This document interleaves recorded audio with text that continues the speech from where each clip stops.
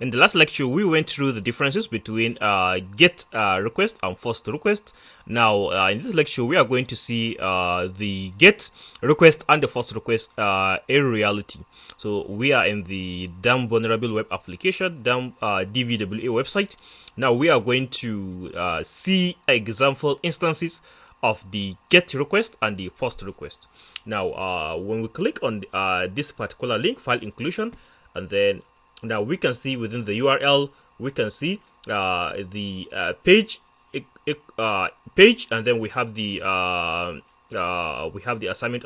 We call this in programming assignment operator. We have this equal sign, then include.php. So it is basically it's requesting for this particular page include.php.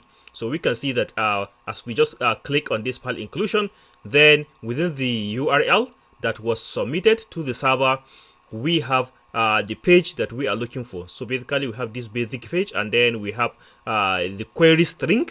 As we have seen in the previous lecture, in the GET request, we say that we have what we call the query string.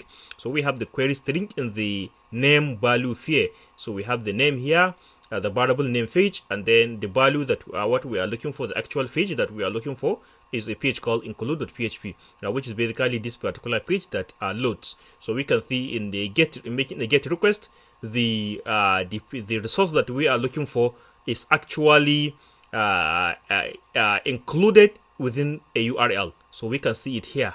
It is visible to us. So and then now let's look at POST request.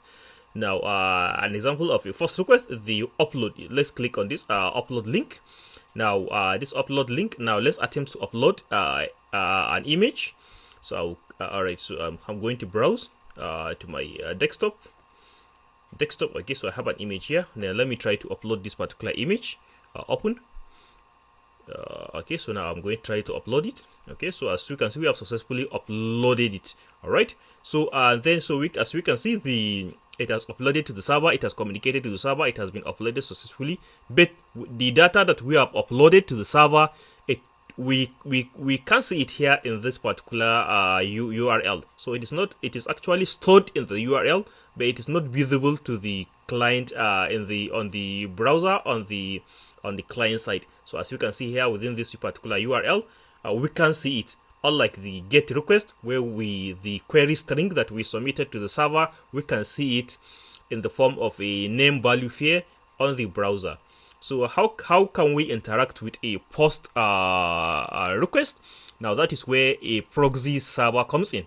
Using a tool like Bobsuit, we can be able to intercept the request that the client is making to the server, and then we can be able to see whatsoever resource that the client is trying to request to the server, and that is actually stored in the POST request. So in the next lecture, we are going to see an application called Bobsuit that actually we are going to use to act as a proxy server to intercept request, POST request that is made to the server, to see what resource the client machine is making to the server, so that we can modify it and inject our malicious malicious script, and take control of the web server.